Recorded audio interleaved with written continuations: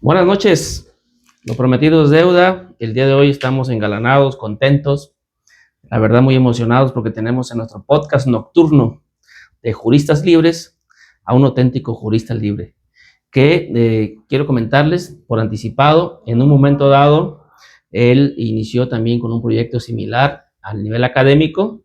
Él trató de invitar a varios juristas libres de la entidad, logró su cometido en gran proporción. Recuerdo que nos invitó en su momento a compartir una charla con sus alumnos y destacábamos precisamente eso, que fueran juristas libres. Pues el día de hoy lo tenemos por aquí, Carlos Rodríguez Robles. Buenas noches. Gracias, muchas gracias.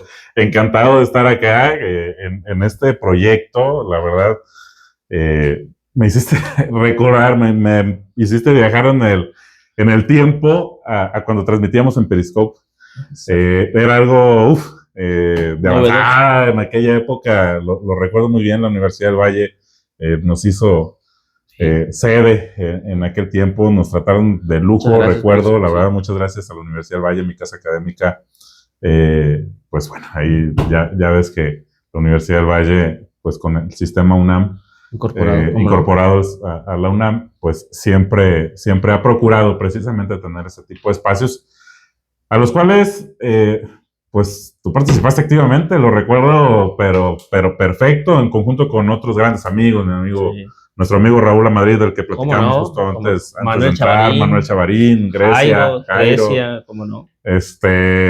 El famosísimo Tigre. ¿Cómo no? También Edgar, ¿cómo no? Sí, el buen Edgar. Y nos faltaron muchos. Y nos faltan muchos de los que nos apoyaron con aquel proyecto, que precisamente traía además una inercia académica de nuestro proceso de maestría, recordarás. ¿Cómo no? Cuando estábamos haciendo la maestría, que además fue el pretexto que nos ayudó a coincidir. Exactamente. Pues hoy estamos aquí, amigo. Estoy muy contento, la verdad, de tenerte aquí en este proyecto de podcast nocturno que estamos teniendo prácticamente cada 2 semanas. Ha estado aquí pues personas que tienen la misma capacidad que tú, si no es que por igual también su reputación, y la verdad que yo estoy súper contento, porque es un proyecto que da para mucho, en la medida en que la gente está conociendo abogados auténticos, y a mí me da mucho gusto darles este pequeño espacio que inició en la campaña política pasada, donde participé yo en un proceso extraordinario de elección judicial. Y bueno, nació este proyecto y creo que muchas de las cosas que de la campaña surgieron se están quedando porque son positivos, ¿verdad? Tuvimos aquí en este podcast a Andrés Cabrera, a quien le mando un saludo. Saludo, Andrés. A Carla Azucena López, también una excelente abogada. Y hoy estamos ahora con Carlos Rodríguez Robles. Amigo, ¿quién es Carlos Rodríguez Robles? Para la gente que no te conoce, que no creo que haya mucho en Nayarit, pero digamos que alguien por ahí no te conozca.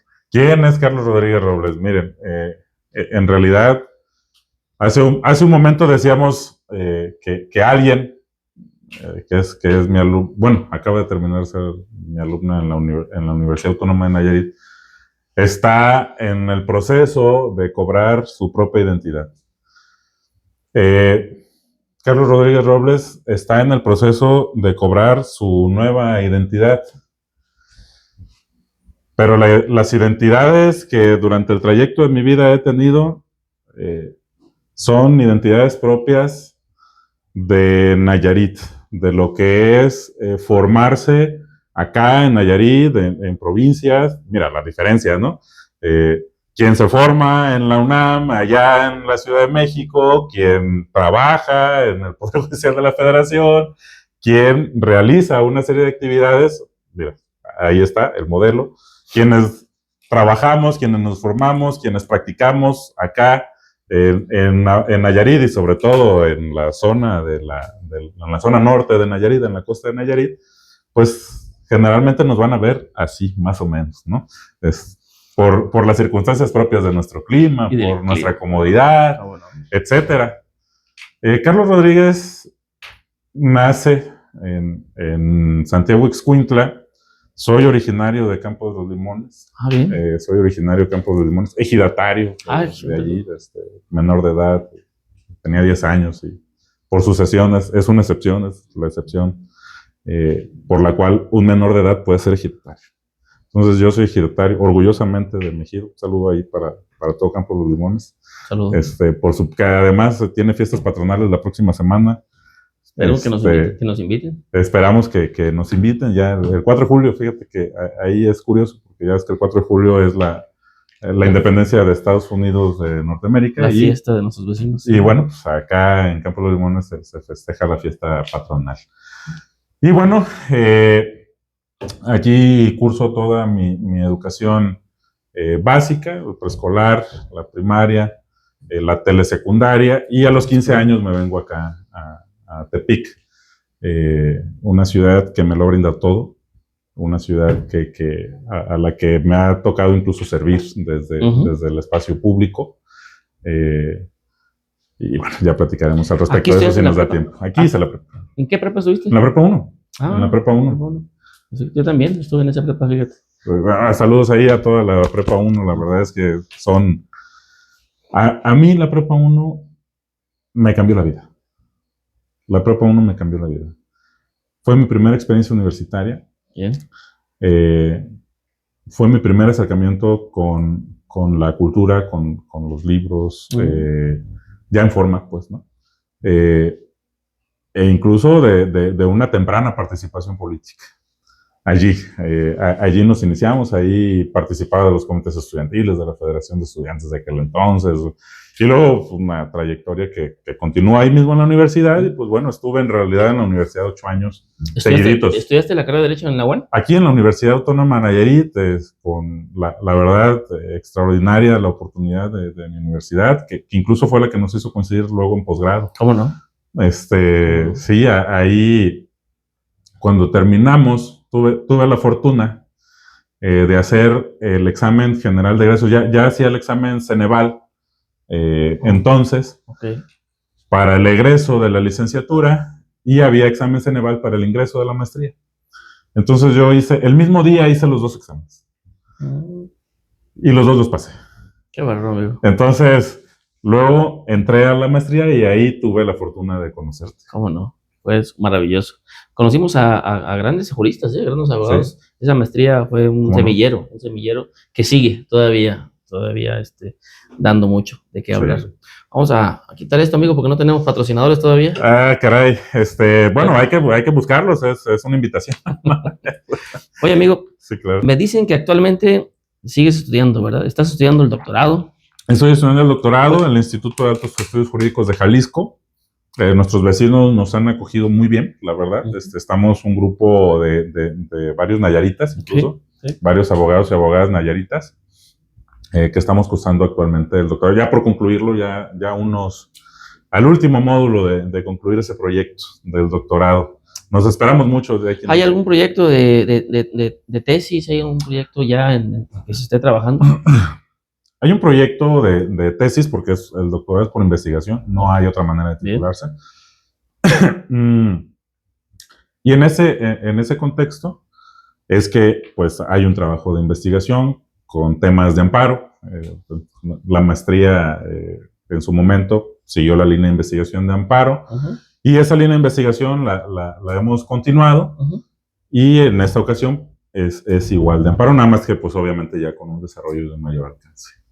Bien, oye amigo, platícanos un poquito de esa línea de investigación. Fíjate que en su momento yo tuve la oportunidad de escuchar muy buenas referencias sobre ti en esa dinámica. Por una parte ya lo abordaremos, una parte del litigio estratégico, y por otra parte la docencia.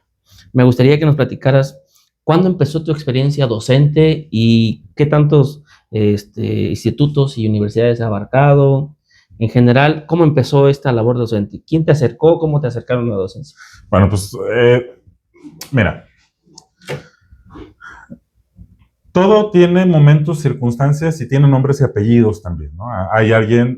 Siempre hay alguien que te da tu primera oportunidad. Claro. ¿No? Y yo creo que eso es algo que uno siempre lo recuerda. Y yo recuerdo muy bien quienes me brindaron mi primera oportunidad. Y siempre que puedo, les agradezco, en público y en privado, porque eso para mí lo es todo. Claro. Entonces, aun cuando hubo experiencias previas, en realidad el parteaguas fue mi incorporación al despacho del doctor Alfonso Nambo Caldera. Qué bueno. El doctor Alfonso Nambo iba saliendo del Instituto de Transparencia, cuando la transparencia importaba todavía. Él iba saliendo del Instituto de Transparencia y yo iba, pues, saliendo también de la Universidad Autónoma. Era el año 2010. Bien. Era el año 2010. En el año 2010, yo llego al despacho del doctor Alfonso Nambo y bueno, pues solo estábamos nosotros dos. Nada más. Y él fue la persona que me pasó el micrófono. Bien. Cuando yo inicio mis actividades docentes fue precisamente a su instancia. Hice, para incorporarme, por ejemplo, a la Universidad del Valle, pues tuve que hacer examen de oposición y una serie de cosas. O sea, mi ingreso allí no fue un ingreso de recomendación así tal cual, ¿no? Fue un ingreso que estuvo marcado por un proceso de selección en donde participaron. O sea, no es como que hice sombra, ¿no? O sea, sí había quienes también estaban compitiendo por el mismo espacio.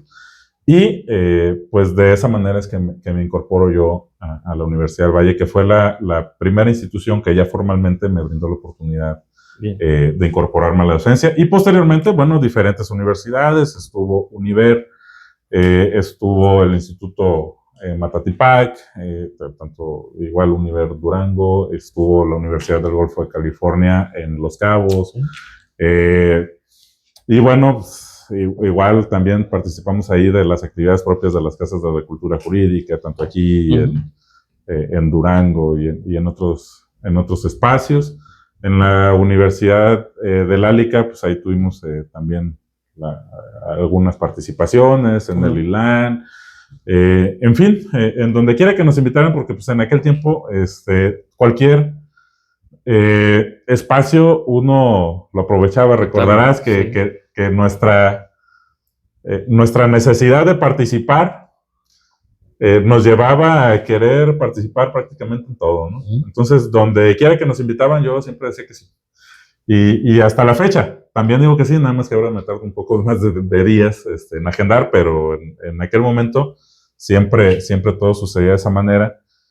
Y así fue como yo me incorporo a la docencia. Y así es como también ingreso al litigio. Porque en el despacho del doctor Alfonso Nambo, su formación en la participación del litigio estratégico en Nayarit, pues él es pionero. Entonces, pues yo no me puedo explicar, ni personal ni profesionalmente, en el litigio o en la docencia, sin esa parte de mi historia con un gran mentor y con grandes acompañantes también. En la docencia pues me encontré al doctor Hugo Armando Palafox, que igual le mando un saludo enorme y un agradecimiento también enorme, pues igual a la maestra Cecilia Llanos. O sea, hay muchísimas cosas, la verdad, muchísimas personas a las cuales no me gustaría omitir, pero en todos he encontrado rasgos importantes de su mentoría involuntaria, digámoslo así, en algunos casos,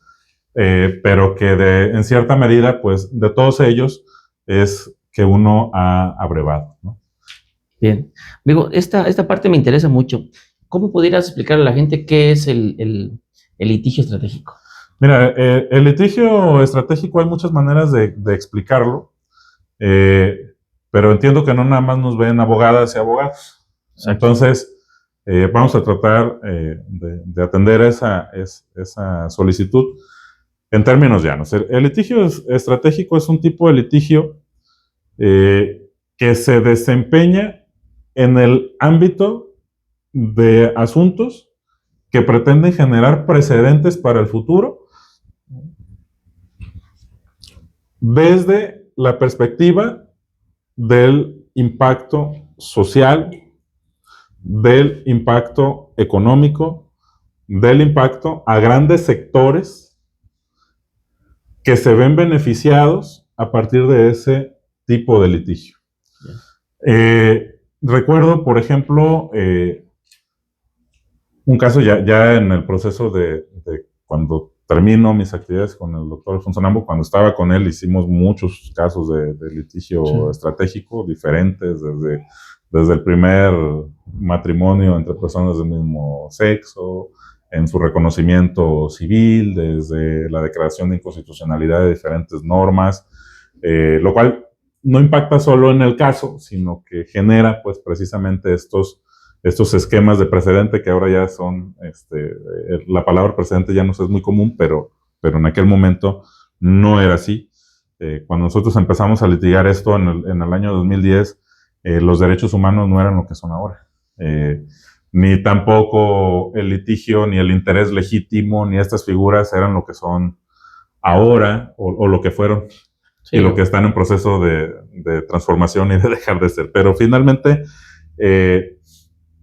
recuerdo este caso de aquí cerca, de un Sendy, ahora que está en boga lo de las cuestiones estas de la obra pública, sí, y la participación de las personas en esto, pues ahí a través del juicio de amparo precisamente, logramos que el mismo servicio que se les prestaba en ese Sendy a unos menores de edad, a unos niños, pues en su etapa de recién nacidos al preescolar, hijos de maestras y maestros, a los cuales les mandamos igual un gran abrazo y nuestro respeto y cariño, porque la verdad es que este proyecto está diseñado para ellos,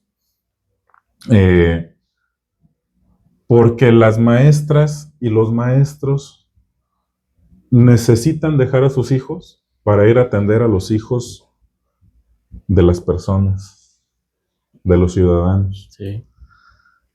Para ir y trasladarse allá a la primaria rural, allá al municipio, etcétera, los tienen que dejar temprano porque ninguna escuela se los recibe en esas horas, porque ellos tienen que irse, muchos se van de raite pues para ahorrar y todo este tipo de cosas, y entonces en ese Sendy se lo recibían tempranito, les daban su alimentación, había un personal, había hasta dentista, había ¿cómo le llaman? De los alimentos, nutriólogos, no sé, o sea, una serie de cosas, y ahí estaba uno de mis hijos. Bien. Y bueno, pues, de allí surge la inconformidad porque una decisión del gobierno implicó eliminar el preescolar, extinguir el proyecto Sendy. El proyecto Sendy iba de recién nacidos hasta concluir el preescolar, los cubría, y ya se quedaron solo con inicial, solo con educación inicial, o sea, ya al preescolar ya no lo podían cursar allí. Entonces iniciamos el proceso del juicio de amparo, tal, y bueno, se logró a través del juicio de amparo que se les diera oportunidad, y bueno, esas instituciones pues perduran, ¿no? O sea, perduran y permiten que las cosas pues vayan sucediendo ya para generaciones y para niños que no promovieron, que no participaron, pero que se ven beneficiados de ese tipo de litigios, ¿no? Lo mismo sucede con muchos sectores vulnerables de nuestra sociedad. Ese tipo de litigio es un litigio que está dirigido precisamente a este tipo de sectores, ¿no? Es lo que hoy le llaman justicia social. Para mí, la justicia social sucede a través de este tipo de casos. Bien. Oye, amigo, en lo laboral, ¿has trabajado en el servicio público? En lo laboral, pues me he desempeñado en el ámbito privado y público, la verdad, en el ámbito privado, pues bueno, yo empecé a trabajar, mi padre falleció cuando yo tenía 10 años, que es lo que te decía, por eso el tema del ejidatario y todo esto. Muy atípico eso. Entonces yo empecé a trabajar, o sea, yo viví el trabajo infantil. Yo viví el trabajo infantil prohibido, ¿no? Viví el trabajo del niño jornalero. Cortando jitomates y chiles y tomate de hoja. Y bueno, lo que tú conoces acá en la zona de la costa de Nayarit, de eso nos sustentábamos. Luego probé también la acuacultura, cultivando ostiones con mi tío Juan, en paz descanse, ya no está acá con nosotros, en Boca de Camichín, pero es la cooperativa. Ahí conocí todo el tema de las sociedades cooperativas. Y bueno, conocí muchísimo nuestra zona estuarina y supe lo que es andar de noche, de madrugada, igual, sacando camarón, y todo este tipo de cosas, andando allá en la marisma con el lodo hasta el pecho, ¿no?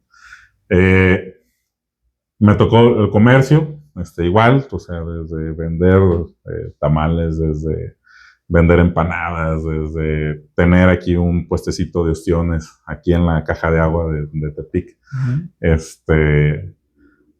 Y bueno, también probé en otros lados, en una cremería también trabajé, una tía de un compadre mío, igual trabajé en una cremería, que trabajaba ahí en las vacaciones, que aprendí mucho, por cierto, también allí.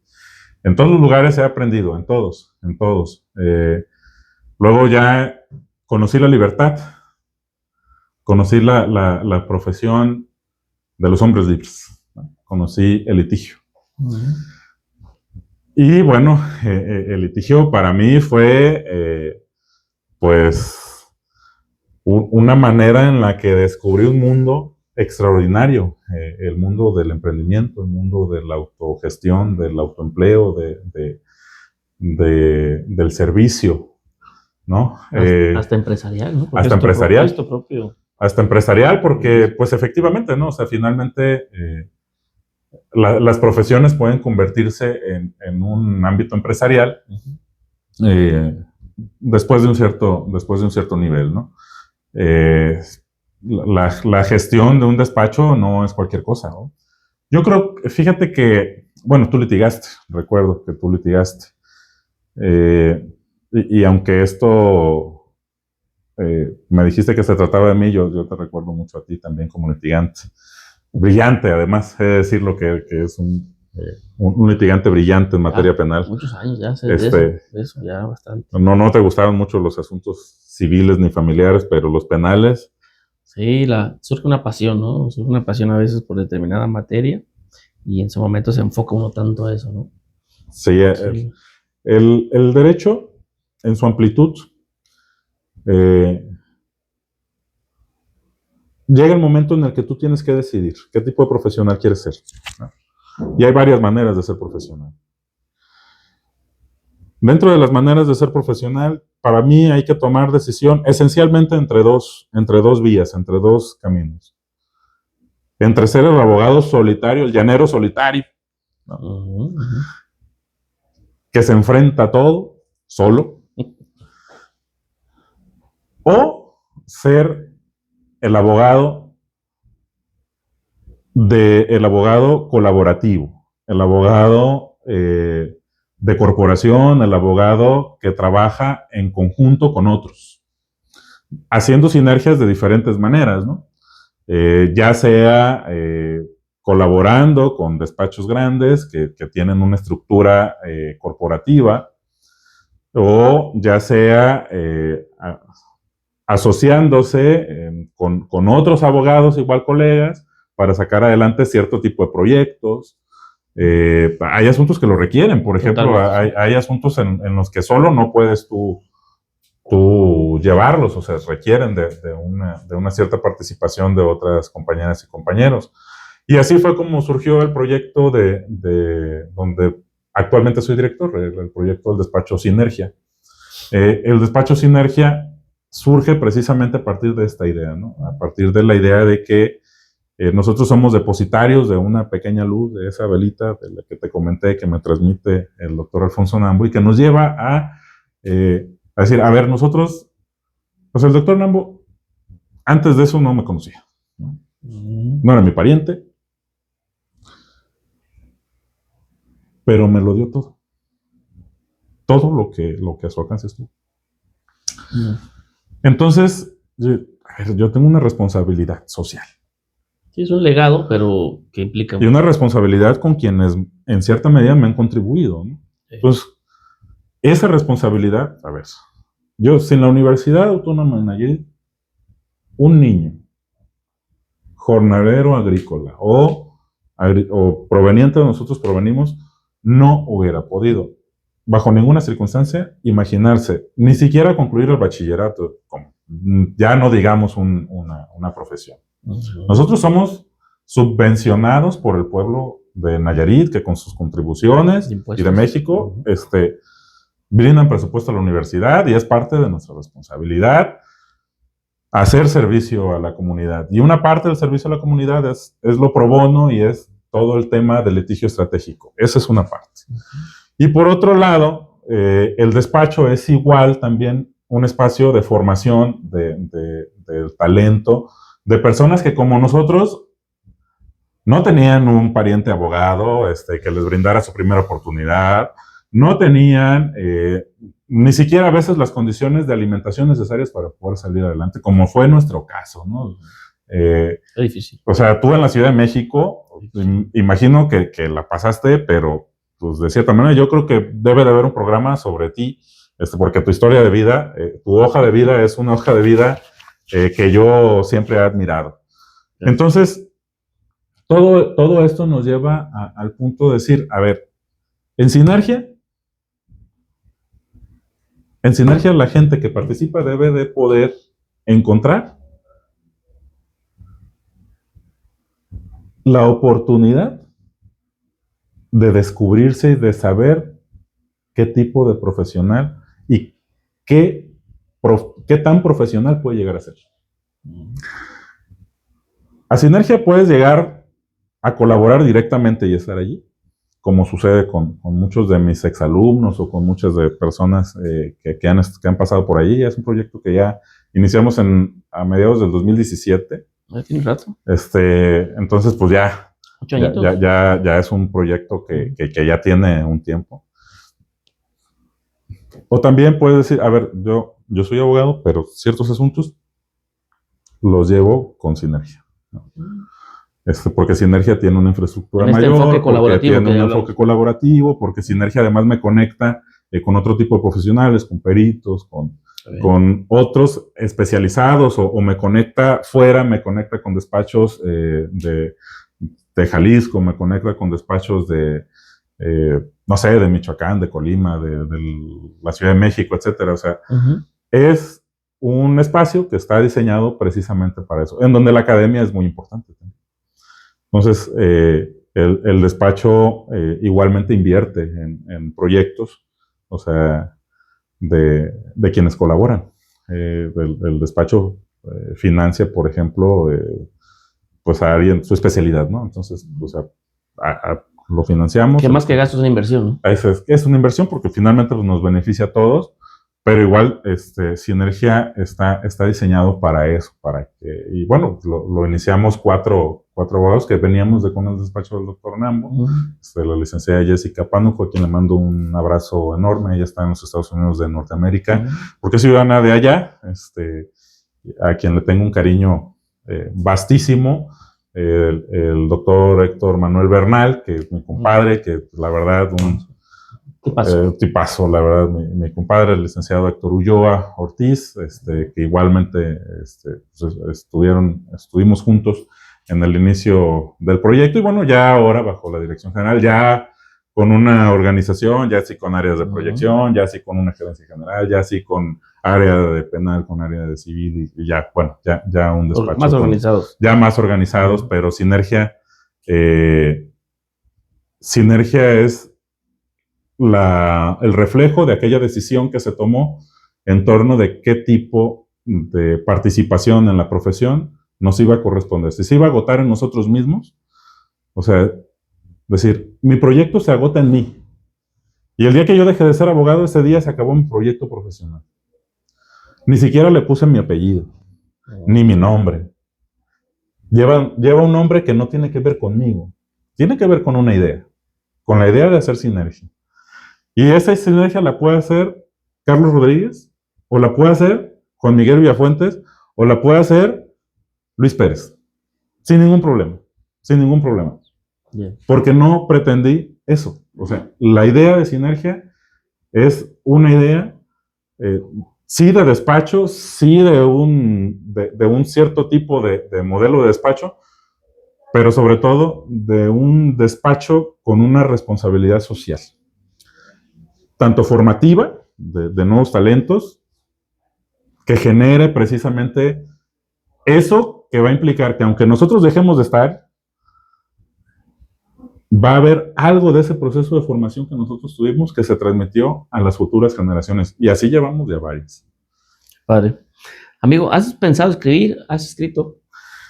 Lo intento. Tienes mucho que dar. Lo intento, pero el tiempo, todavía sentarnos a hacer ese ejercicio, pues solamente participé en Ínclito, dos obras que Univer financió.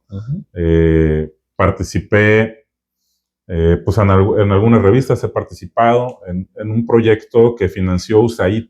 De hecho fue el año pasado ese proyecto. En ese proyecto participaba USAID.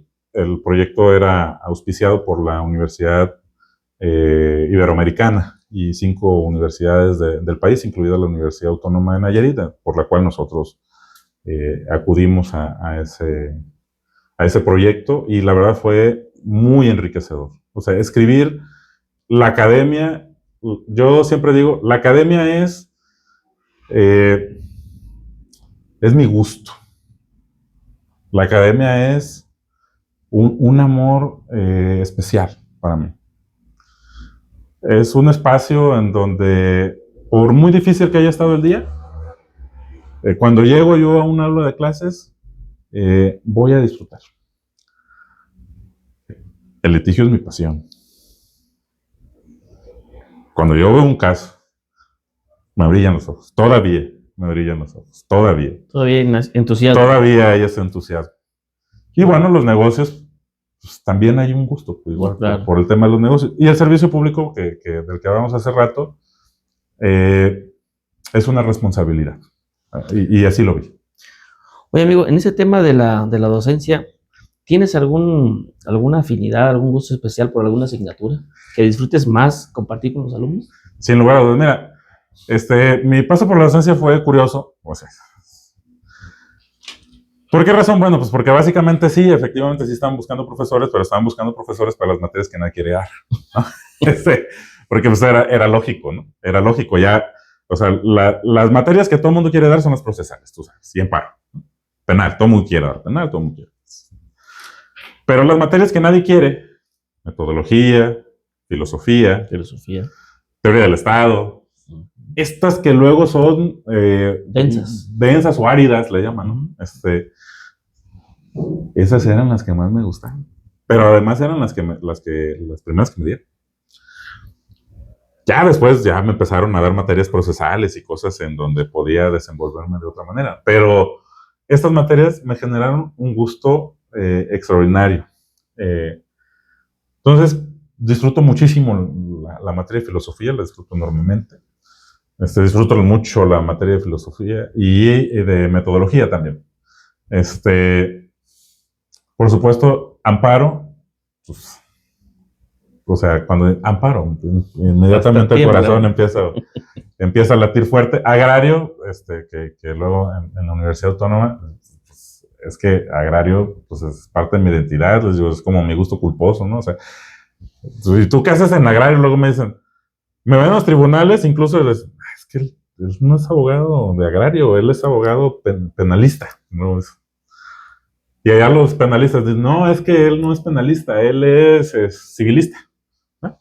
Y luego los civilistas, no, es que él no es civilista, él es amparista, ¿no?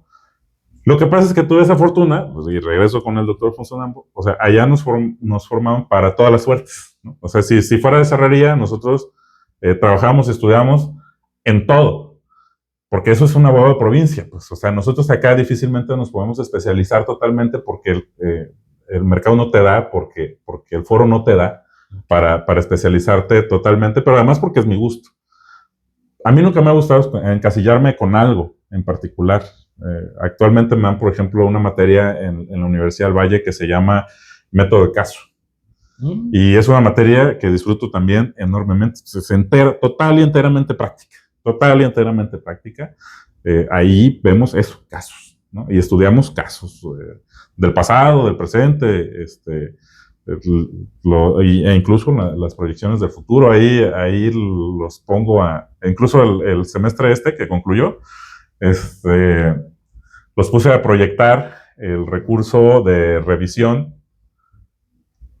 de la sentencia en la que tú participaste en el tercer circuito, ¿recuerdas? De aquel asunto penal de prescripción, recordarás, de prescripción de la ejecución de la pena. Muy interesante, un asunto muy interesante. Y ahí los muchachos, la verdad es que se desenvuelven muy bien. Entonces, como todo, pues a uno le puede latir más o menos una materia, pero eso no significa que no podamos nosotros participar de otras. Lo mismo administrativo, lo mismo electoral, lo mismo, o sea, no hay una materia en la que nosotros consideremos pues que no, que tenemos nuestras reservas, incluido el derecho laboral, en el que la mayoría puede tener ciertas reservas, ¿no? ¿Nunca te dio por estar dentro de la Administración de Justicia? Recuerdo la primera ocasión en donde una amiga me dijo, vente. Me habló y me dijo, vente, te van a entrevistar. Yo estaba en mi segundo año, por ahí más o menos, en el despacho del doctor Nambo. Vente, te van a entrevistar, porque ya hablé y tú, yo creo que tienes las condiciones para poder quedar. Estaban buscando un espacio de oficial en un juzgado de distrito. Okay. Y le dije que no. Y le dije que no, que no iba a ir. Hasta la fecha no me lo perdona, mi amiga. Porque pues, me imagino lo que tuvo que hacer para que me recibieran, ¿no? En aquel tiempo donde era algo muy diferente, ¿no? El proceso de selección. Le dije, pero tú, ¿por qué te tomas esa libertad? Pues es que yo tengo trabajo, sí, pero no te pagan, pero pues no, suceden cosas, o sea, pues no es así. Y todas las veces que me lo propusieron, siempre lo he rechazado. Siempre rechacé el servicio público, siempre rechacé el servicio público en la Administración de Justicia, y la única vez que me agarraron dormido para el servicio público fue para participar en el Ayuntamiento de Tepic. Oye, amigo, y sin embargo, sé de buena fuente que hiciste el curso de secretarios. Hice el curso de secretarios. Dijera nuestro amigo Marcio, ¿no? Para conocer cómo piensa el enemigo, decía. ¿Y usted por qué está aquí? Para conocer qué piensa el enemigo. Saludos a nuestro buen amigo Marcio. ¿Qué te dejó ese curso? No, el curso lo aproveché del principio hasta el final. Bien. O sea, en ambos momentos, cuando hice la maestría y cuando hice la especialidad del curso para secretarios, los dos fueron muy productivos y reproductivos. En la maestría tuve mi primer hijo y en la especialidad tuve el segundo. Pero en el curso para secretarios aprendí a proyectar. En el curso para secretarios, el maestro David Rentería era mi tutor. El doctor David Rentería, un abrazo al doctor Rentería. Aquí tenemos de invitado para la próxima semana, por cierto. ¡Wow! No, bueno, pues, la verdad es que mis respetos, mi maestro Rentería nos recibía muy amablemente. Hasta la fecha conservo muy gratos recuerdos y momentos con él.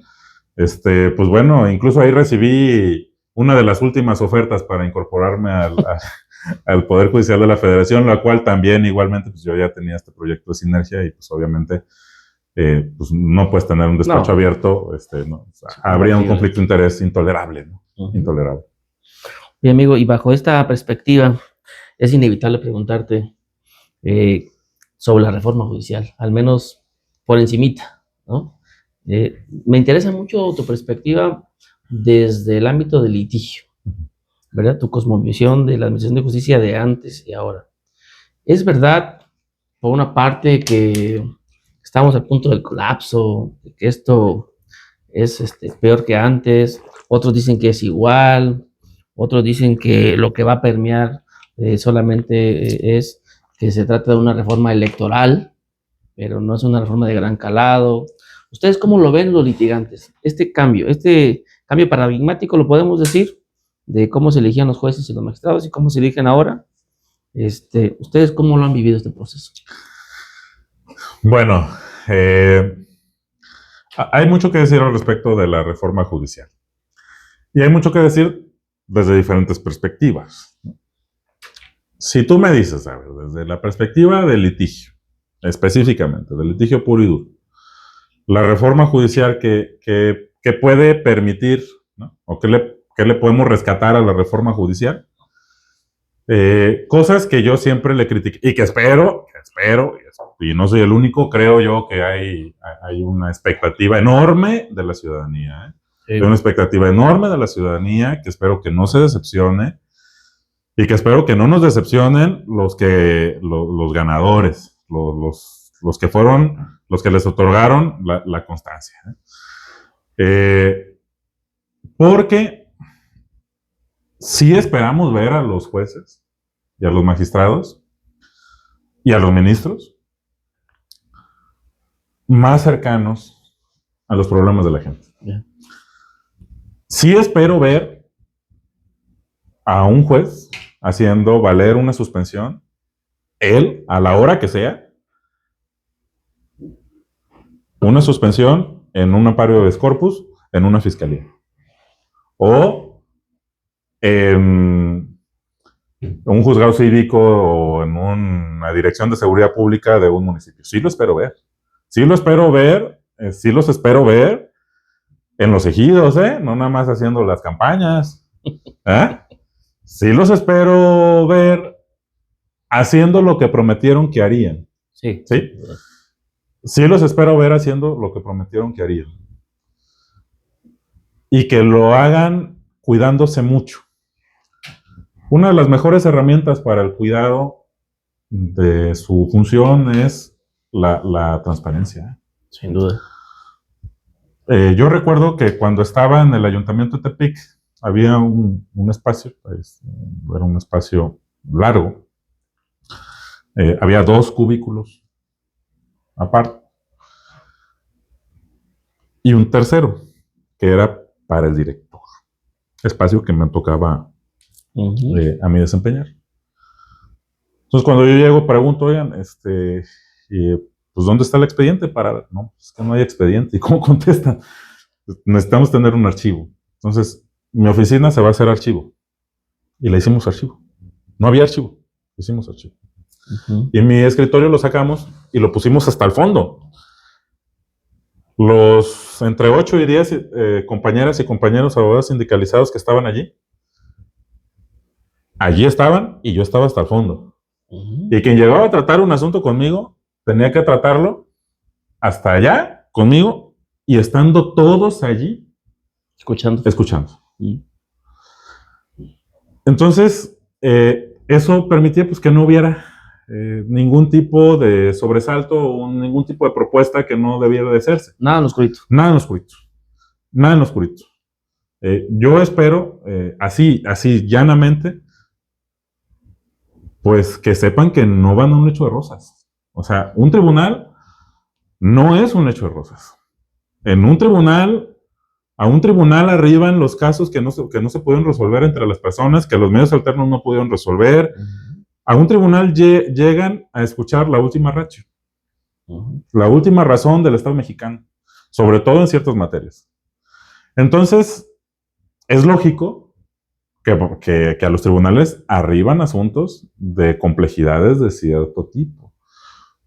Pero no son los únicos asuntos que merecen la atención. Yo espero que sí reciban a nuestras hermanas y hermanos indígenas. Yo espero que sí los reciban.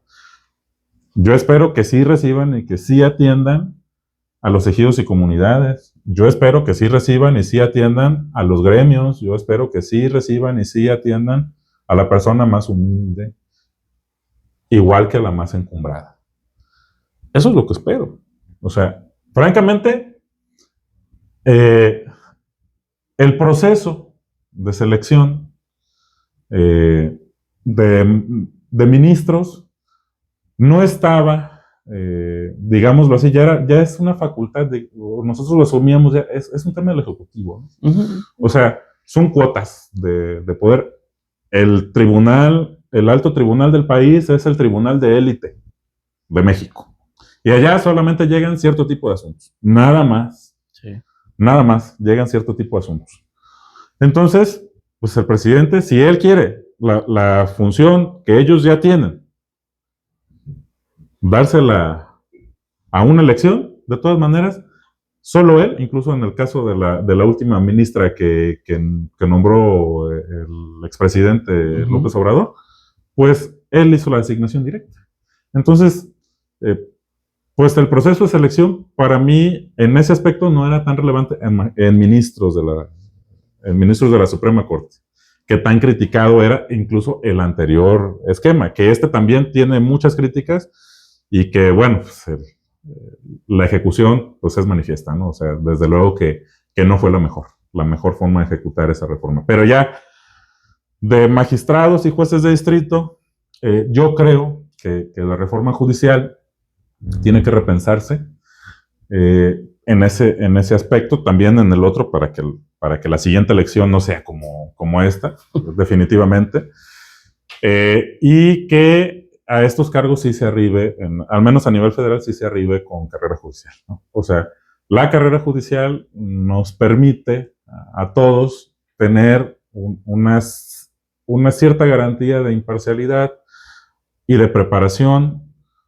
porque hay un proceso, o sea, hay un proceso que tarda mucho tiempo y que lleva a un proceso de profesionalización de la función. Sí, sin duda. Llegar a la profesionalización de la función implica un mejor servicio público, en lo que quieras. Las instituciones que funcionan en el país, las que sí funcionan, es porque tienen servicio profesional de carrera. Y te voy a poner de ejemplo 2. En el Instituto Nacional Electoral, la gente sabe que va, solicita su credencial y va a estar el día que le dijeron. Y que lo van a recibir el día que lo citaron, porque hay servicio profesional de carrera. La Secretaría de la Defensa Nacional, hay servicio profesional de carrera, y es una de las instituciones que mejor funciona. Entonces, yo creo que sí hay que repensar, porque la ley no está en piedra. O sea, incluso la Constitución, pues ya lo vimos, se puede reformar sin mayor inconveniente. Y yo espero y deseo que eso suceda, ¿no? Que allí permee. Ya en los poderes judiciales locales, eso es otro cantar. Bien, amigo. ¿Has tenido participación en algún partido político? Sí, la tuve. ¿Activamente? ¿Solo como asesor? La tuve en ambos casos. Tanto tú como yo, pues en su momento tuvimos nuestra participación política. Pues hubo un tiempo en el que nos empeñamos sin afiliarme en aquel tiempo, una etapa muy temprana en el PRI en aquel entonces, con las juventudes, pero no yo directamente, sino la organización de la que yo participaba. Bien. Ella participaba del PRI y bueno, así sucedían las cosas, pero en sí no había una participación directa porque pues, yo no comulgaba demasiado con esas ideas. Totalmente de aquel entonces, con la forma en la que se hacían las cosas en aquel entonces. Y después, pues con el PRD, con el maestro Javier Castellón y con un grupo al que yo le guardo un enorme respeto, al que me mando pues, todo mi respeto, mi cariño, desde luego, porque pues es otra manera de concebir la política, ¿no? Desde la perspectiva del servicio, del servicio profesional, desde la investigación, desde ciertos esquemas que para mí eran importantes. Y bueno, pues las iniciativas de ley, de participación de minorías, en diferentes ámbitos, pues venían precisamente del PRD, del que tú participaste cuando estabas allá en la Ciudad de México. Fíjate que una de las grandes aportaciones, pero si estoy equivocado, desmiéntame por favor, creo que en esa administración municipal fueron los juzgados cívicos, ¿no? Sí, se implementaron los juzgados cívicos. Esa es una gran idea. Fíjate que yo lo viví en su momento en la Ciudad de México, con la Ley de Justicia Cívica, y constantemente veía yo aquí en Nayarit, cuando venía de visita y veía conflictos de este tipo que ahora conocen los juzgados cívicos, que era necesario. Y cuando estuve en el Congreso del Estado, en su momento lo quise impulsar y no cuajó. ¿Cuál es la experiencia que nos puedes contar sobre ello? Porque la gente está ahora muy interesada en los juzgados cívicos. En Santiago Ixcuintla, por ejemplo, apenas están implementándolos. Fuera de tiempo, por cierto. Ajá. Pero la gente ya está acudiendo a esos juzgados. Sí, claro. Es que el juzgado cívico es una institución cercana a la gente como el ayuntamiento lo es, ¿no? El ayuntamiento dentro de toda la estructura de poder, el federal, el estatal, en esos niveles de gobierno, el federal, el estatal y el municipal, es el más cercano a la gente, en primer lugar. Ujú. A los juzgados cívicos se llevan todos los asuntos que no tienen forma de ventilarse, sino hasta momentos en los que sucede un problema mayor en otras competencias. Forma parte de la cultura de paz. Promueven la participación ciudadana, los medios alternos de solución de conflictos.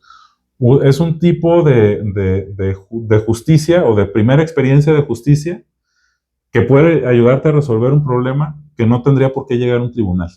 Ujú.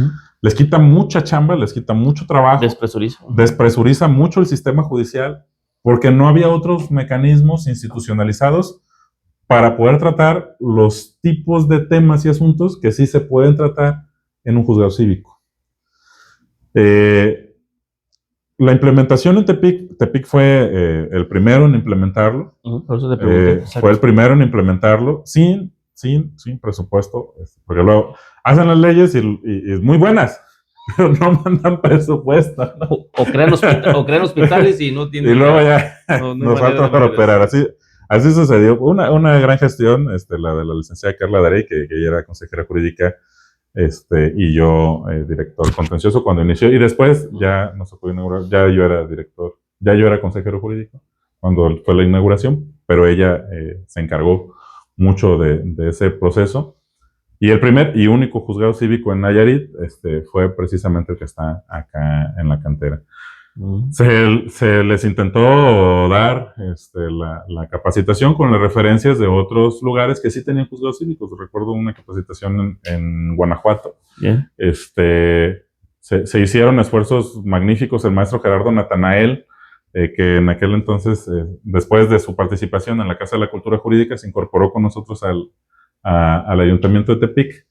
Y él, junto con la maestra Josefina Torres, junto con igual Sarita Zúñiga, junto con los primeros jueces, pues se hicieron cargo de esa primera experiencia, que yo creo que debe de quedarse, porque los juzgados cívicos son una oportunidad valiosísima para resolver. No es solamente una función recaudatoria la que desempeñan, sino que en realidad, de lo que hablábamos antes de entrar al aire, es un proceso de ir recuperando la institucionalización de la solución de los conflictos en las personas en el ámbito de lo local, en el ámbito de lo más básico. Uh-huh.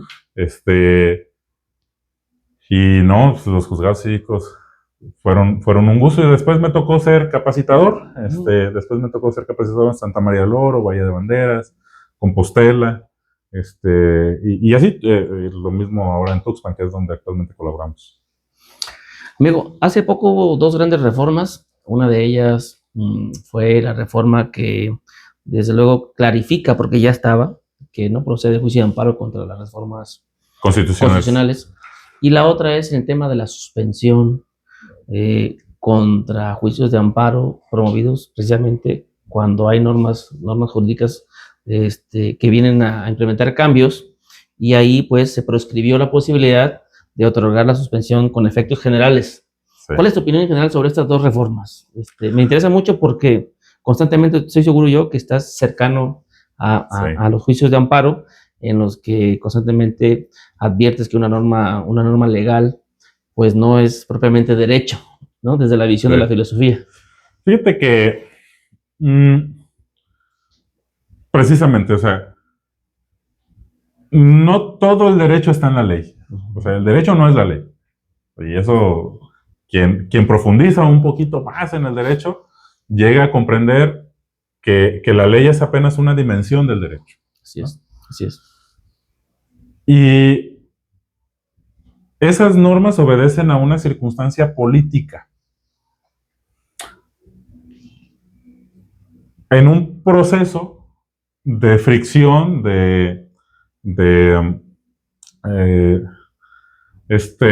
Niklas Luhmann, creo, le llama a este proceso entre sistemas que se friccionan, el sistema político, el sistema económico, el sistema jurídico, entran en procesos en los que de pronto parece que colisionan o colisionan de verdad, y luego se terminan acoplando e institucionalizando las cosas para que puedan transitar. Esas normas obedecen a una circunstancia política distinta a la que en este momento impera. En aquel momento, el régimen no tenía la mayoría suficiente como para poder hacer reformas constitucionales. Es cierto. Esas iniciativas llegaron después, llegan estas normas, ahora que ya las tienen, pues no, lógico, te implica, cuando estás en el poder, te implica la posibilidad de actuar sin que en ese momento, digámoslo así, sin que en ese momento te puedan paralizar una acción de gobierno o una decisión de gobierno.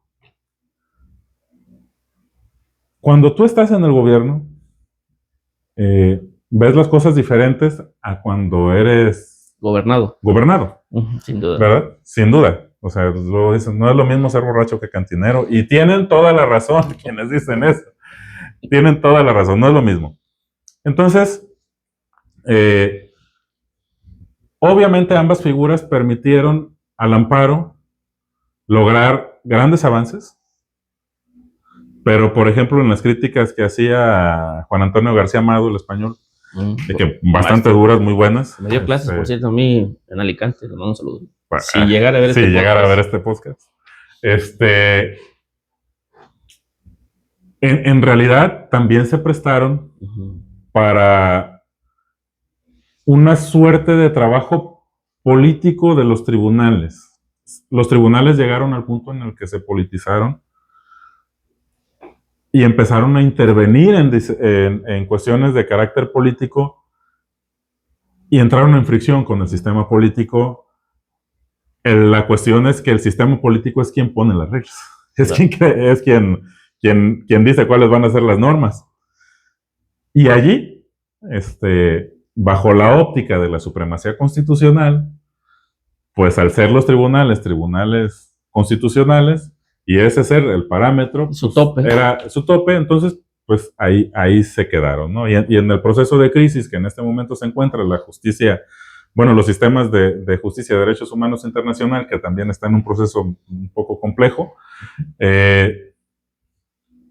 pues esto fortalece al poder, así tal cual, y debilita la capacidad del ciudadano de defenderse del poder.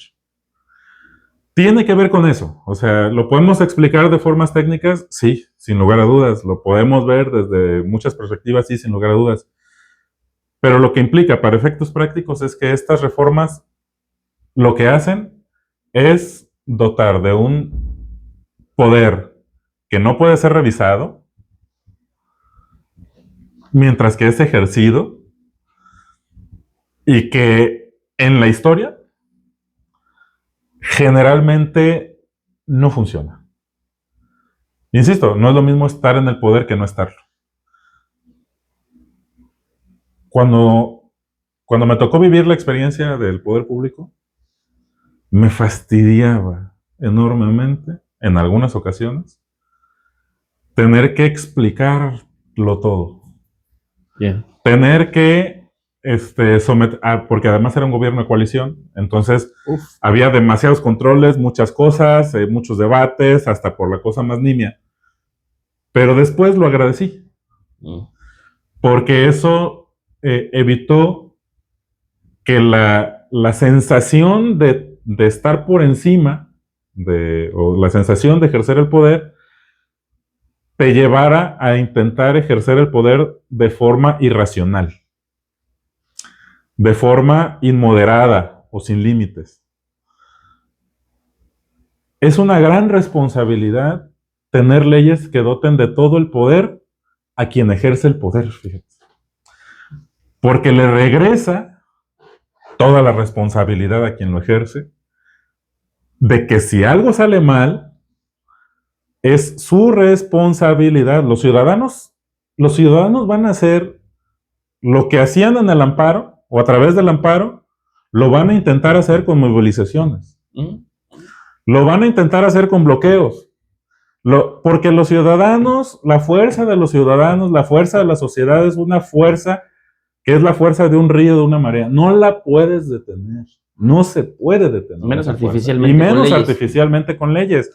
Las leyes deben de reflejar generalmente una circunstancia real, realismo jurídico, ¿no? Deben de reflejar una realidad. Y cuando eso no sucede, la ley se desobedece. O se buscan alternativas para hacer lo que a través de la ley no se puede hacer. Yo siempre he tenido la idea de que es preferible que la inconformidad tenga causas institucionales a que no los tenga. Porque cuando no los tiene, el cauce va a ser algo que nos puede conducir al riesgo más grande que intenta el derecho evitar. Que los problemas se resuelvan por justicia propia. Con violencia. La institucionalización de la justicia tiene que ver con prescindir de la violencia para lograr el respeto del derecho. Cierto, cierto. Entonces, pues pueden quitarnos todo, ¿eh? O sea, así como quitaron la suspensión con estos efectos, pueden quitarnos lo que sea. Pero se va a buscar. Como en cualquier régimen. Como un río va a buscar su Como causa. en cualquier régimen. Pero eso no va a evitar la inconformidad. Incluso la puede agravar.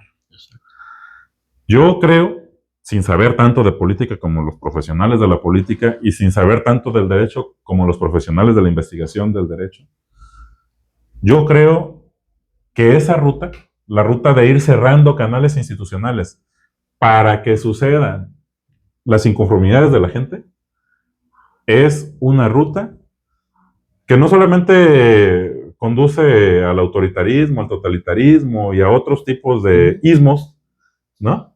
Tantos que ha habido. Tantos que hay y tantos que ha habido y seguramente que están por verse, porque lo único que promueve es que la ciudadanía adopte otros cauces no institucionalizados para resolver sus problemas. Y eso lo vemos en lugares en donde la mano del gobierno no alcanza, porque hay que asumirlo, la mano de los gobiernos no alcanza para todos los espacios de la República. Hay lugares en donde la mano del gobierno o no existe, o si existe no se nota. Y el poder no acepta vacíos, alguien lo ejerce, alguien que lo ejerce de una forma ilegítima, si tú quieres, ilegal, si tú quieres, pero que finalmente dota de un orden. La gente siempre va a buscarlo. Y ese riesgo yo creo que no se está midiendo con estas reformas. Más allá de que te puedo decir, pues ya le tengo que decir a mis clientes que eso no lo podemos hacer, pues no. O sea, ya le tengo que decir a quien va y me busque que eso no lo podemos hacer, tan simple como eso. Pero eso no quiere decir que ellos se van a quedar en paz. Eso no quiere decir que ellos van a dejar de inconformarse. Simplemente lo van a dejar de hacer institucionalmente. Y eso para mí es una pérdida enorme de oportunidades de hacer evolucionar el derecho, pero también de hacer una convivencia cívica mejor. ¿Qué mejor que convivamos a través de las instituciones? O sea, eso es lo que nosotros tenemos que proponer. Por eso yo sigo siendo abogado, no obstante que hay quien ve con desánimo la abogacía y que me dicen, oye, pues yo ya no me quiero dedicar a derecho. Lo he escuchado más de una vez, ¿eh? Yo no quiero dedicarme a derecho, ya no quiero litigar, eso está muy feo. Pues, a ver, ¿y quién lo va a hacer? Porque alguien lo va a hacer, alguien lo va a hacer. El espacio que tú dejas, alguien lo va a llenar. ¿Cómo? Interesante. Amigo, un tema que me llama mucho la atención, ahora que estuve yo en campaña política, el tema de las asociaciones de abogados en Nayarit. Algunas son de papel, algunas están muy vívidas, muy activas, otras tienen padrones mezclados con otras asociaciones.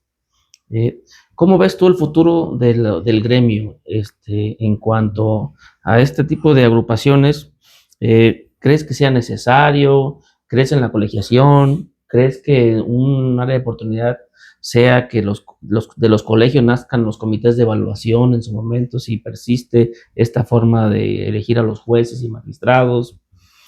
Tu experiencia aquí en el litigio en la entidad, ¿cómo podría en su momento darnos una idea de cómo transita el gremio en el marco o paralelamente a esta reforma judicial?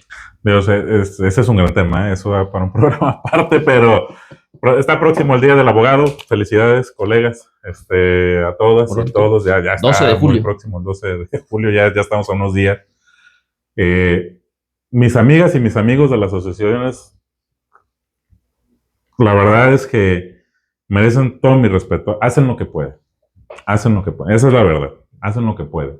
Se organizan por sus propios medios. No es cualquier cosa. Eso no es cualquier cosa. Por eso te digo, la institucionalización de las cosas siempre nos viene bien, ¿no? Entonces, la colegiación, como todo, es una gran idea. Depende mucho de cómo se implemente. De manera tal que no se convierta tampoco en un mecanismo de control para evitar que ciertos abogados que resultan incómodos a quienes pueden llegar a tener las autorizaciones para darte o no la certificación o ratificártela, o no sé, sí, o sea, depende de los esquemas bajo los cuales simplemente yo considero que es algo muy bueno. Por ejemplo, veo en justicia para adolescentes. En justicia para adolescentes solamente puede litigar quien está certificado. Solamente puede ser abogado defensor quien está certificado. Interesante. Lo cual implica, pues, ya un área de especialización en particular, lo cual implica ciertos controles, lo cual implica una cierta preparación y lo cual implica, pues, también una cierta seguridad al cliente, ¿no? Porque de la misma manera en la que hay abogados que actúan con mucha responsabilidad, hay otros que no lo hacen así, pues, ¿no? Entonces, la colegiación nos viene bien, hasta incluso es como una diferencia. La certificación podemos decir, pues, que sea una decisión de cada quien y finalmente es un plus, ¿no? Quien está certificado, pues obviamente su certificación cuenta y le brinda certeza, confianza a las personas.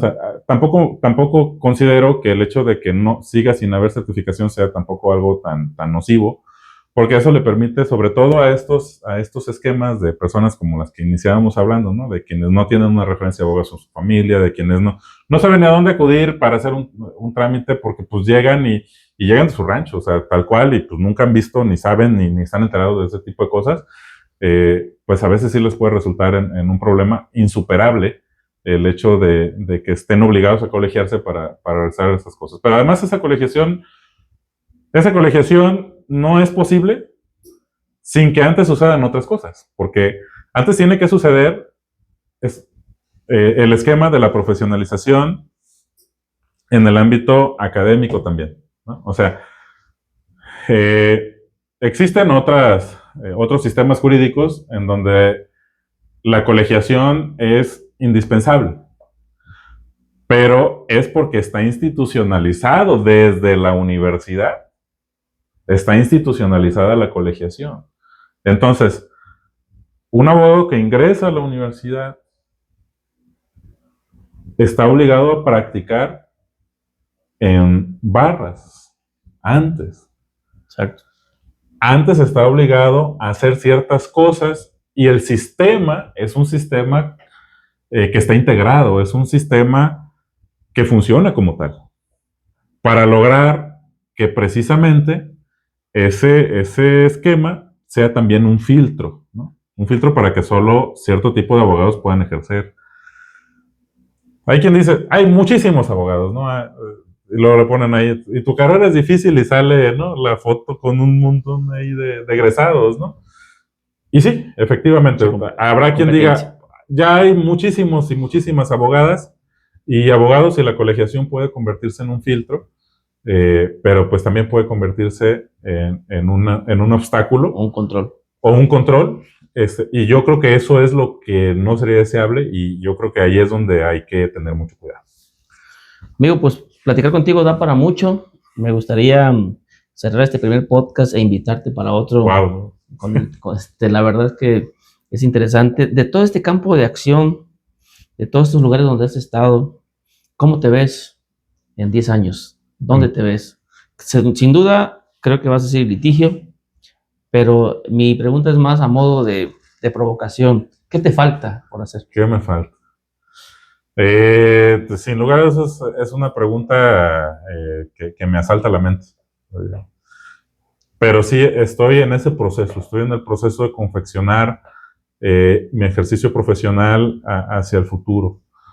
Yo creo que en 10 años, sin lugar a dudas, el derecho va a ser diferente. El derecho va a ser diferente a como es ahora. Totalmente. Pero yo creo que seguiré siendo un abogado litigante que hace sinergia con otros. Seguiré siendo un abogado litigante que combina con la docencia. Seguiré siendo un abogado litigante que va a seguir atendiendo asuntos de litigio estratégico. Seguramente voy a seguir llevando asuntos pro bono. Y bueno, evidentemente esto se combinará con otras diversas actividades que también pues quiero hacer, porque pues finalmente pues vida es una, ¿no? Y hay que asumirlo, o sea, hay que asumir que esta ruta se va a concluir, ¿no? O sea, hay que asumirlo. Yo estimo, si todo marcha bien, pues todavía otros 20, 25 años en esto, ¿no? Cuando digo esto, me refiero a todo esto, a todo lo que hemos platicado y todo lo que venga. El derecho del futuro me tiene, decirlo así, me tiene en suspenso, porque está configurándose ahora. ¿Quién te puede decir, o sea, no solamente de derecho, de cualquier profesión o de cualquier actividad, quién te puede decir cómo va a ser su actividad que desempeña hoy? ¿Cómo va a ser en 10 años o en 20? No, ahora no. Es más, si nos lo hubieran preguntado a nosotros hace 10 años, seguramente no nos hubiéramos imaginado esto. No. O sea, definitivamente, no nos hubiéramos imaginado lo que ha venido sucediendo, porque incluso estos escenarios, la reforma judicial, esto era algo que nunca iba a pasar. Todo esto era algo que ni en el escenario más distópico iba a suceder. Entonces, si tú me preguntas, en 10 años, ¿cómo quieres ser? Yo te diría, más resiliente, más profesional, más maduro, más dispuesto, con un poco más del tiempo para poder escribir. Me gustaría mucho. Para poder colaborar ya en escenarios. El derecho es un fenómeno mundial. O sea, decir que el derecho es solo lo que nosotros practicamos es quedarse muy aquí, ¿no? Entonces, tengo mucha curiosidad, tengo muchas ganas de ir hacia otros escenarios, de empatar con otros, como en este proceso de investigación había incluso una polaca, ¿no? Interesante. Y estas partes, pues ya, la verdad es que me llama mucho la atención y hay mucho más, o sea, hay mucho más que lo que nosotros vivimos. Esto que hemos analizado, de lo que hemos hablado es de fenómenos de derecho, pues muy cercanos a nosotros, pero en realidad, eso es lo que te lleva el doctorado y es lo que te lleva la investigación, es lo que te permite la docencia tener un espectro mucho más amplio de lo que es el fenómeno del derecho. Yo creo que me seguiré dedicando al derecho porque es mi pasión, es mi vocación. Yo nunca pensé en ser otra cosa cuando me preguntaban, incluso hay gente que me conoció de cuando era muy pequeño, me decían, oye, ¿te acuerdas cuando decías que tú querías ser licenciado y tenías 4 años o 5 años? Pues sí, y lo hiciste, ¿no? Y efectivamente, o sea, yo nunca me he cifrado ser otra cosa. O sea, yo quiero ser abogado, quiero seguir siendo abogado en 10 años y quiero ser ese abogado del futuro que ese futuro necesite y ser participante de ese nuevo escenario, porque te he de decir una cosa, o sea, yo ya no construyo para mí. O sea, lo que hacemos, lo hacemos para las siguientes generaciones. Sean nuestros hijos, sean los hijos de las personas que nos lo confían como alumnos, como practicantes, o sus asuntos. no trabajamos para nosotros. O sea, nosotros nos dedicamos a servir. Y ese servicio es lo que me motiva. Poder servir en 10 años, poder seguir siendo útil en 10 años, con el reto de la inteligencia artificial, de la cual seguramente merita otras cosas, con el reto de lo que implica la circunstancia internacional, con el reto de lo que implica las nuevas redes de comercio, las nuevas relaciones entre las personas, todo un escenario que está evolucionando y que nos va a llevar a que esta parte de profesión, que también tiene algo de oficio, sea como yo espero que sea. Una profesión en la que si mis hijos me preguntan, papá, yo quiero ser abogado, yo les puedo decir con plena seguridad, amor o hijo, sí puedes dedicarte a ser abogado. Yo creo que vale la pena. Yo creo que el derecho es un ámbito en donde tú puedes desempeñarte y donde puedes encontrar tu vocación de servicio a los demás. Eso yo creo que es lo que aspiraría en 10 años poderle contestar a mi hijo cuando me pregunte si puede estudiar derecho o no. Muy bien, amigo, pues te agradezco mucho que el día de hoy hayas estado con nosotros. Me gustaría que dieras un mensaje final a los estudiantes de derecho. ¿Qué les podrías decir a los estudiantes de derecho en la actual situación en la que nos encontramos? Por un lado, la crisis y concreción del derecho internacional público, cuando sabemos que el más fuerte toma las decisiones y las ejecuta de inmediato, frente a estos cambios tecnológicos que son, desde luego, indefectibles, van a suceder y van a transformar las normas jurídicas. A los estudiantes de derecho, ¿qué les puedes decir como mensaje final, amigo? Yo les diría que frente a los intereses, frente a la fuerza, frente al poder, el derecho es nuestra oportunidad de que la sociedad tenga causas institucionales de convivencia. Eso va más allá de las profesiones. Servir en el derecho y servir desde el derecho a la sociedad implica contribuir a eso. Implica, sí, predicar la paz a través de las instituciones. Implica, sí, predicar los valores más altos, la honestidad, el trabajo, a través de las instituciones. Para mí, hasta hoy,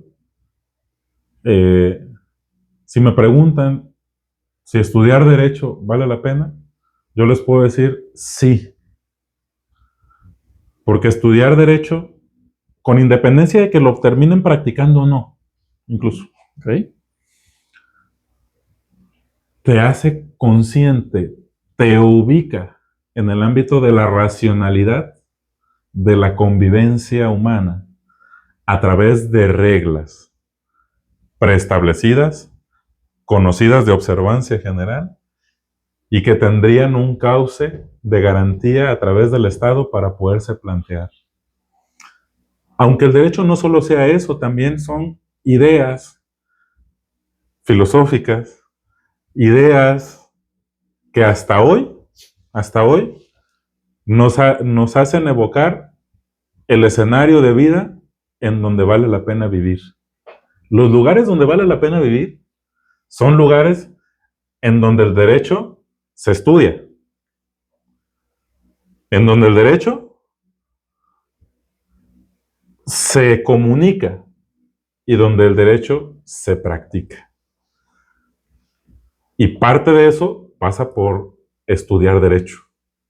Si yo pudiera, le recomendaría incluso a los que no se van a dedicar al derecho, sino que son solo ciudadanos y piensan solo dedicarse a la participación ciudadana, que también estudien derechos.